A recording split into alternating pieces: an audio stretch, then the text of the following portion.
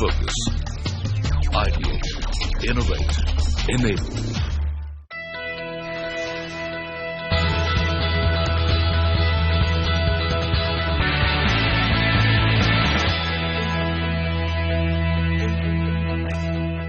स्वागत है आपका पहला कदम में एक बार फिर, और हमारे साथ अब सुनील संघई साहब जुड़ चुके हैं। सीएनबीसी आवाज के दर्शक इनसे अच्छी तरह परिचित हैं, लेकिन संघई साहब आज हमारे साथ आए हैं faculty of management studies Banaras Hindu university में, और यहाँ के स्टूडेंट्स के साथ, मैनेजमेंट के छात्रों के साथ खास चर्चा करने वाले हैं। संघई साहब, पहले तो आपकी कुछ खास कहेंगे कि सीक्रेट जो आप बताना चाहेंगे इन छात्रों को।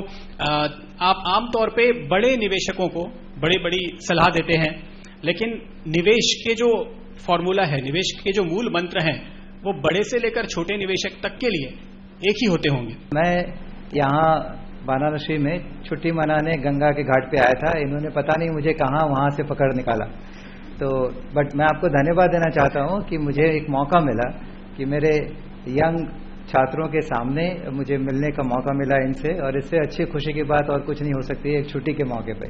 Pradeep ji, thank you very much. आपको बहुत बहुत धन्यवाद कि आपने मुझे यहाँ आमंत्रित किया, मुझे बोलने का, यहाँ मिलने जुलने का लोगों से मौका दिया, तो धन्यवाद। तो मैं 4 बातें आपके सामने रखना चाहूँगा। पहली बात तो ओवरऑल इन्वेस्टमेंट क्लाइमेट की है कि आप अपना इन्वेस्टमेंट किस तरह से कर सकते हैं। बहुत सारी चीज़ें हैं, आपको किस तरह का रिस्क, किस तरह का रिटर्न, आपका रिटर्न पैरामीटर क्या हो, ऑप्टिमम रिटर्न क्या होना चाहिए आपके लिए, डेट है, इक्विटी है, बहुत सारे अच्छे टेक्निकल सवाल है, derivatives and mutual fund, direct investment, IPO, primary market, secondary market, equity, debt, बहुत सारे डिफरेंट पहलू हैं, डिफरेंट ऑप्शंस हैं आपके सामने। लेकिन एक फंडामेंटल डिफरेंस ये है कि हर रिटर्न पे, कोई भी रिटर्न हो आपका, उस रिटर्न पे रिटर्न तभी आएगा जबकि आपकी बेसिक इकोनॉमी स्ट्रांग होगी। तो सो बेसिक इकोनॉमी में हमारे क्या हो रहा है, फंडामेंटली हमारा क्या सिचुएशन है, और उसकी वजह से जो बड़े निवेशक हैं, बड़े इन्वेस्टर हैं, वो क्या सोच रहे हैं, चाहे वो एफडीआई हो, एफआईआई हो, लोकल लार्ज कॉर्पोरेट्स हो, फाइनेंशियल इंस्टीट्यूशंस हो, या लोकल लार्ज इन्वेस्टर्स हों, उनका क्या मद है इस समय हमारे देश के बारे में, हमारे देश की इकोनॉमी के बारे में। एक चीज़ मैं कहना चाहूँगा कि अभी हमारी इकोनॉमी बहुत ही स्ट्रांग पोजीशन में है, और वो इसलिए है कि उसके 3 अलग अलग पहलू हैं जिससे कि हम देखते हैं।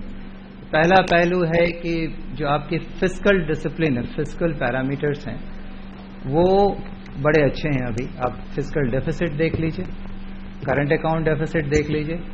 सो ये जो बेसिक कोर सिचुएशन है फिस्कल केयर साइड में, वो बड़े कंफर्टेबल सिचुएशन है आज के दिन। सेकेंड, मार्केट यदि देखें, market parameter, interest rate, inflation कम होता जा रहा है, होलसेल एंड रिटेल दोनों, इन्फ्लेशन कम होता जा रहा है, इंटरेस्ट रेट कम हो रहे हैं।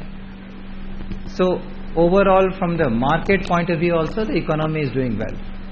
और तीसरा जो पैरामीटर है ग्रोथ का, सो ग्रोथ में भी आप देखिए तो हम अभी India one of the highest growing economy है वर्ल्ड में, if not highest, one of the highest growth economy. So based on these 3 parameters हम लोग बिल्कुल इत्मीनान से ये कह सकते हैं कि हमारी इकोनॉमी अभी काफ़ी साउंड और सॉलिड है, और डेफिनेटली यदि हमारी इकोनॉमी सॉलिड होगी, फंडामेंटल अच्छे होंगे, तो इन्वेस्टमेंट करने में भी अच्छा लगेगा और इन्वेस्टमेंट का माहौल भी बनेगा। और हम देख भी रहे हैं कि इन्वेस्टमेंट हो रहा है। आप यदि मीडियम और लॉन्ग टर्म की बातें करें तो इन्वेस्टमेंट ऑलरेडी होना शुरू हो गया। अब देखिए, फॉरेन डायरेक्ट इन्वेस्टमेंट हमारा पिछले 1 साल में ऑलमोस्ट 33-34% ऊपर है, सम स्टडी के हिसाब से 40% भी ऊपर है।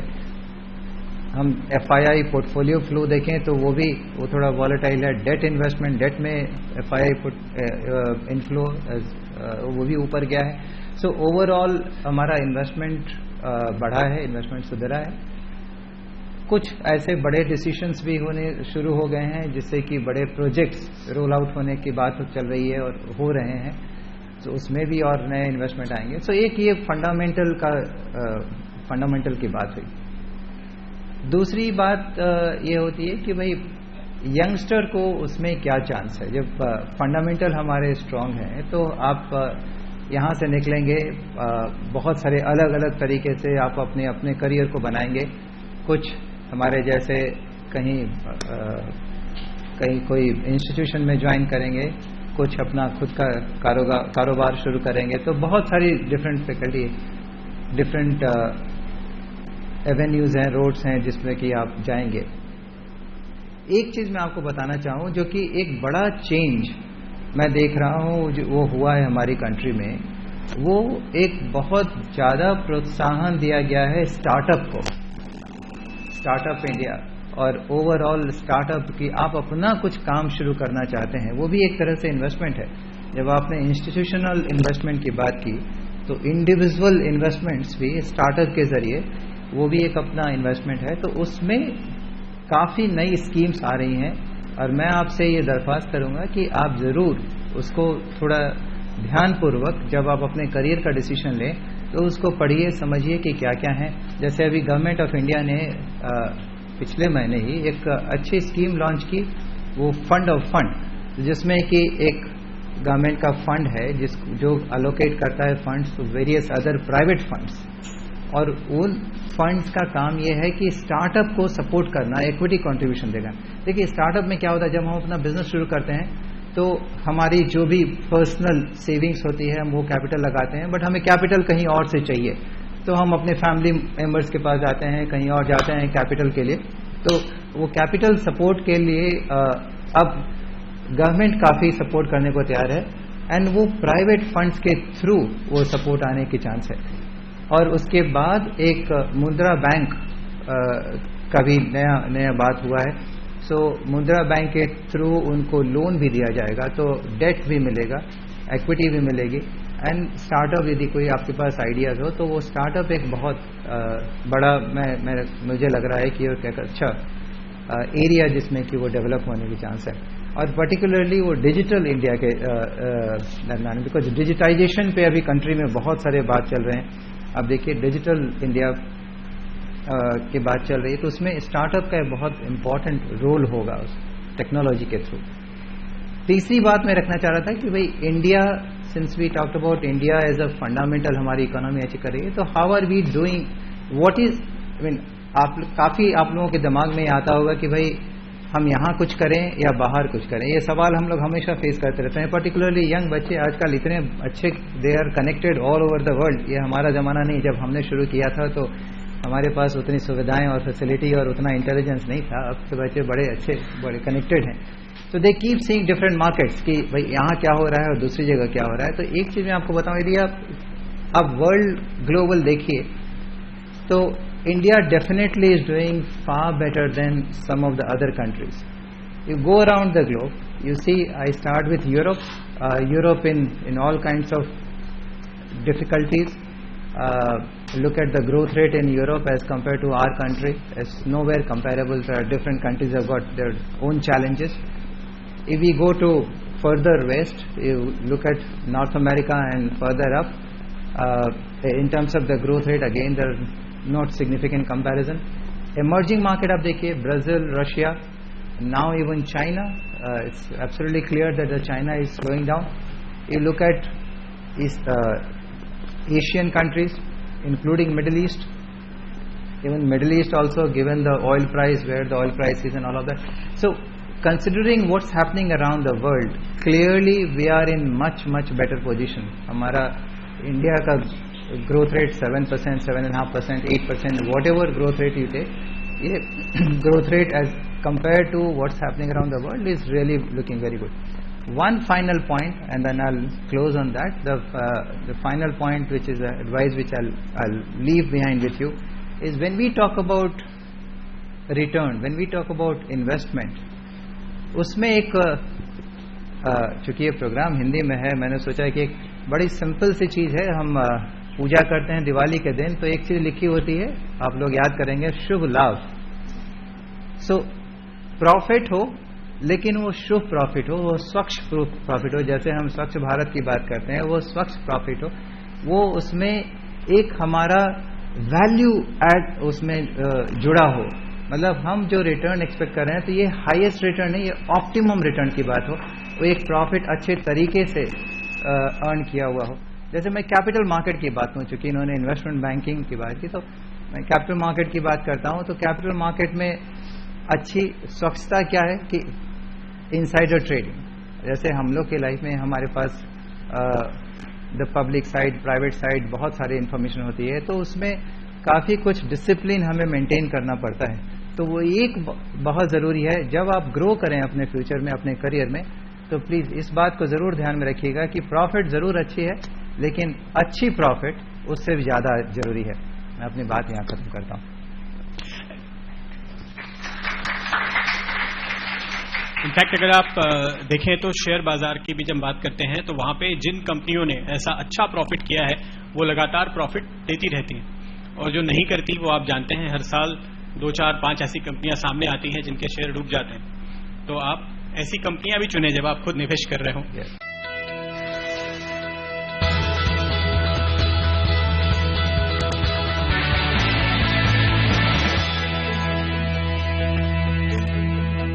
तो चलिए अब शुरू करते हैं सवाल जवाब का सिलसिला। हमारे तमाम छात्र जो यहाँ पर मौजूद हैं एफएमएस भेज चुके, क्या सवाल है उनके दिमाग में? पहला सवाल आपका, बोलिए। सर, आपने इंडियन इकोनॉमी के अच्छे फंडामेंटल्स के बारे में बताया, और अभी हम लोग सुनते हैं कि न्यूज में like there is pressure on RBI to reduce repo rate, but then RBI के हिसाब से like they are not very willing to go for a further decrease in repo rate. Sir, आपका what is your opinion on this? Like you think there will be further rate cut in the near future, और will they go for the same rate? Rate policy decision होता है, rate के ऊपर decision होता है, वो बहुत सारी चीज़ों के ऊपर डिपेंड करता है। एंड गवर्नर इस मामले में बड़े क्लियर हैं, वो हमेशा बड़े क्लियर स्पष्ट तरीके से इस बात को आर्टिकुलेट किए हैं कि वो क्या पैरामीटर को फॉलो करेंगे। पिछली क्रेडिट पॉलिसी में भी उन्होंने 3 पैरामीटर दिए थे कि वो 3 पैरामीटर को ध्यान में रखते हुए वो डिसीजन लेंगे कि क्या करना है रेट का। इस साल में ऑलरेडी 75 बेसिस पॉइंट रेट का रिडक्शन हुआ है। हमारा हाउस व्यू, ये हमारा HSBC का व्यू ये है कि एक 25 बेसिस पॉइंट का रिडक्शन इस साल में और होगा। ये हमारा अपना हाउस व्यू है। ये बात समझ में नहीं आती कि ये क्यों होता है। हर पॉलिसी के पहले हम देखते हैं कि वित्त मंत्री, फाइनेंशियल सर्विसेज सेक्रेटरी और भी तमाम लोग, काफी सारे कॉर्पोरेट्स सब कहते हैं कि रेट घटाने चाहिए, रेट घटाने चाहिए, रेट घटाने चाहिए, और फिर गवर्नर नहीं घटाते। ये झगड़ा क्यों चलता है इन लोगों का हमेशा? देखिए, अलग अलग स्टेक होल्डर्स का अपना अपना नजरिया है हर चीज देखने का, राइट। कॉर्पोरेट्स, उनको लोअर रेट चाहिए, तो ऑब्वियसली वो लोग रिक्वायरमेंट उनकी वो है, इसलिए वो डिमांड करते रहते हैं कि लोअर रेट चाहिए। जहाँ तक कि रेगुलेटर हैं वो काफ़ी इंडिपेंडेंट हैं, रेगुलेटर अपना इंडिपेंडेंट डिसीजन लेते हैं, उनके अपने पैरामीटर्स हैं, और वो बड़े ट्रांसपेरेंट तरीके से, स्पष्ट तरीके से इस बात को आर्टिकुलेट किए हुए हैं कि भाई क्या क्या पैरामीटर को वो फॉलो करेंगे रेट का डिसीजन लेने में। और काफ़ी कंसल्टेटिव प्रोसेस से ये होता है कि प्री क्रेडिट पॉलिसी डिस्कशंस होते हैं, उसमें काफ़ी डिस्कशन होता है, फीडबैक आता है, मार्केट से फीडबैक आता है, डेटा बहुत सारे आते हैं, जिस डेटा को वो लोग फॉलो करते हैं, और वो सारी चीज़ें स्टडी करके फाइनली ये डिसीजन होता है। आरबीआई डिसाइड करती है कि what do they think of the right rate. Okay, अगला सवाल। Hello sir, in your opinion, which one is better option to invest for long term? Is that fixed deposits or commodity or property? Deposit, commodity या property? Fixed deposits और commodity market और property. और long term के हिसाब से आपने जो long term में 3 चीज की बात की, property, commodity and fixed deposit, तीनों के 3 डिफरेंट आयाम है। वो डिपेंड करता है कि आपकी रिस्क प्रोफाइल क्या है। सो प्रॉपर्टी की लिक्विडिटी कम होती है, तो प्रॉपर्टी का ट्रांजैक्शन कॉस्ट ज़्यादा होता है। प्रॉपर्टी आप लॉन्ग टर्म के लिए रखेंगे तो ये ऐसा नहीं है कि आप ओवरनाइट उसको विड्रॉ कर सकते हैं। फिक्स्ड डिपॉजिट आप कभी भी लिक्विडेट कर सकते हैं। ये बड़ा डिफिकल्ट है ये कहना कि आप वन वर्सेस अदर्स ये चूज करें लॉन्ग टर्म के लिए, बिकॉज तीनों के दृष्टिकोण, बड़े अलग अलग दृष्टिकोण से आपको देखना पड़ेगा तीन चीज। या इसको इस तरह से अगर हम लें कि आपने जैसे कि कहा कि क्या अब तक का अनुभव रहा है, अगर ये देखें पिछले 10 साल में कमोडिटीज में बहुत बड़ी तेजी हुई। क्रूड अगर आप देखें तो कुछ $20 वाला जो है $150 के करीब पहुंच गया, अब वो फिर से करेक्ट होकर के $50-40 की रेंज में आ चुका है। अगर आप इसी दौरान शेयर बाजार देखें तो हमारा जहां पे सेंसेक्स था अब वहां पे निफ्टी पहुंच चुका है, बल्कि उससे भी ऊपर है। तो यहां पर आप जो रिटर्न है वो देख रहे हैं। अगर आप प्रॉपर्टी मार्केट देखें तो पिछले 10 साल के अंदर बहुत सारी प्रॉपर्टीज के दाम 3 गुने तक तो हो चुके हैं। तो ये पिछले 10 साल के अलग अलग फैक्टर्स थे जिन्होंने इनको ड्राइव किया। जब आप यहां से आगे देखते हैं अगले 5 से 10 साल के लिए, तब आपको क्या लगता है कि यही ट्रेंड चलेगा या कुछ बदल गया है? दुनिया में लोग कहते हैं आजकल एक एसेट प्राइस रीसेट हो रहा है, एक न्यू नॉर्मल आ गया है। तो क्या एक्सपेक्टेशंस बदलने का वक्त है? जहां तक एक्सपेक्टेशंस का सवाल है प्रदीप जी, ये जब लॉन्ग टर्म की हम बात करते हैं, अगले 10 साल की आप बात करें तो वो न्यू नॉर्मल कभी पुराना भी हो जाता है और वो वापस से वो पुराने नॉर्मल। आप प्रॉपर्टी प्राइसेस में जाइए तो मैं आपको बॉम्बे की याद दिलाता हूँ। बॉम्बे में प्रॉपर्टी प्राइसेस 2002-2003 तक बहुत अलग थी और उसके बाद देखिएगा प्रॉपर्टी प्राइसेस बहुत अलग हो गई और फिर 2013-14 के बाद से फिर से अलग हो गए। तो ये इफ यू टेक 10 साल का एवरेज, तो एवरेज मोर और less return it will work out with the similar kind of return. Commodity market India में I think it has to still mature, it has to go a long way. अच्छा grow हो रहा है हमारा commodity market, but it will take time to mature. It's not as mature as your equity market.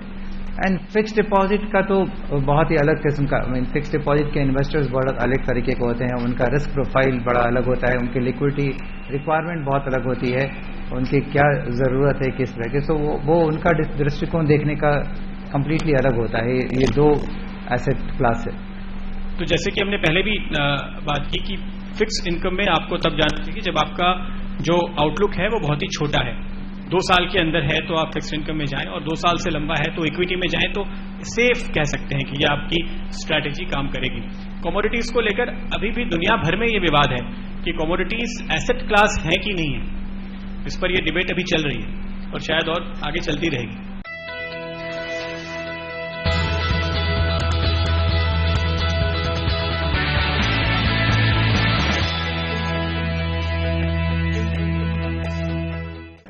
Sir, like you said that Indian economy काफी अच्छी position में है, but since the yuan devaluation, even the Fed rate hike, Indian economy has not started picking up. As such, share बाजार गिरते जा रहा है।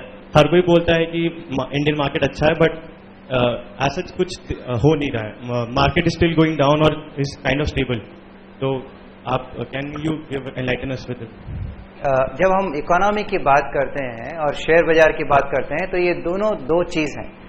Economy हम देखते हैं फंडामेंटल इकोनॉमी, हम थोड़े लॉन्ग और मीडियम टर्म पे देखते हैं, और शेयर मार्केट तो जो रिएक्ट होता है उसका आज क्या सिचुएशन है, आज क्या हो रहा है। आपने चाइना की बात की और उससे स्टॉक मार्केट हमारा रिएक्ट किया, सो उससे हमारा फंडामेंटल इकोनॉमी पे कोई उतना बदलाव नहीं आता है। जो मैंने नंबर्स दिए आपको वो हमारा medium to long term basic fundamental economic scenario है। हमारा इन्फ्लेशन कहाँ है, हमारा इंटरेस्ट रेट्स कहाँ है, हमारे ग्रोथ रेट क्या है, हमारे फिस्कल डेफिसिट कहाँ है, करंट अकाउंट डेफिसिट कहाँ है। If we look at on all these parameters we are doing very well and it's positive. Investment climate is improving. एक बार इन्वेस्टमेंट क्लाइमेट इम्प्रूव होता है तो ऑब्वियसली इन्वेस्टमेंट का मतलब है कि जॉब क्रिएशन होगा, जॉब क्रिएशन होगा तो कंजम्पशन होगा, कंजम्पशन होगा तो ऑटोमेटिकली फर्दर मैन्युफैक्चरिंग होगा, मैन्युफैक्चरिंग होगी तो वो साइकिल ऑटोमेटिकली चलेगी। सो बेसिक फंडामेंटल पे चाइना में जो हुआ उसकी वजह से हमें कोई इम्पैक्ट आ रहा है? मेरा मानना है कि कोई हमारे फंडामेंटल पे कोई इम्पैक्ट नहीं आ रहा है। तो आप बिल्कुल आश्वस्त रहिए, हमारी इकोनॉमी अच्छी है।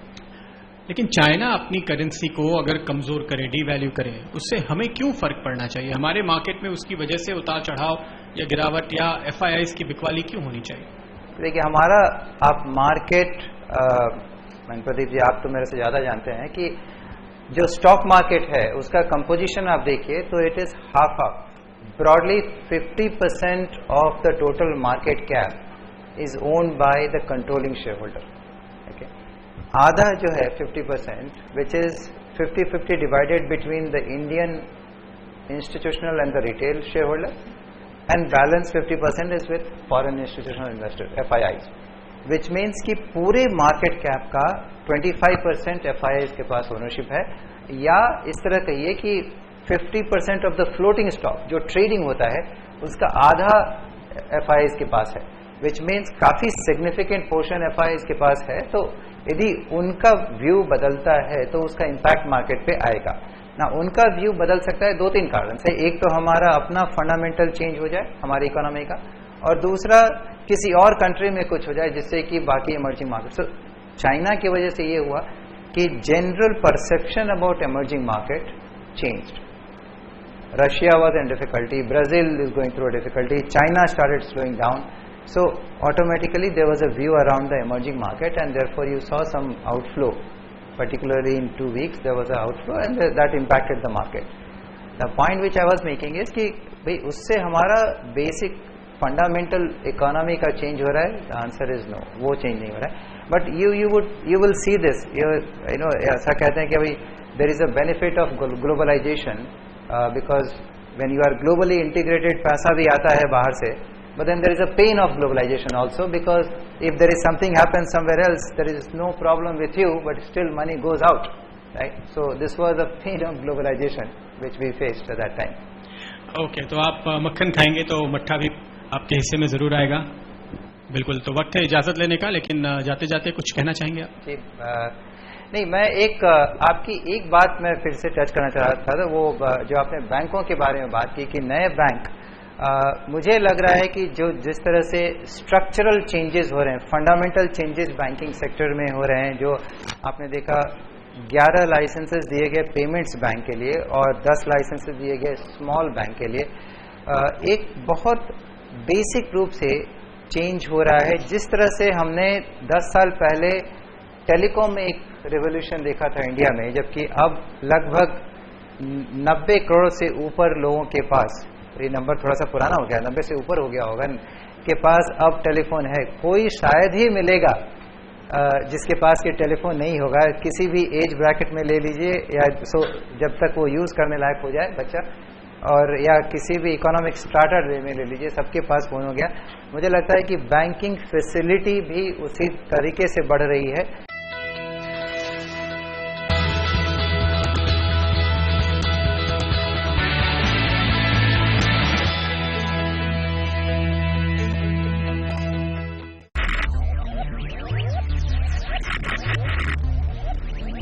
Focus, ideate, innovate, enable.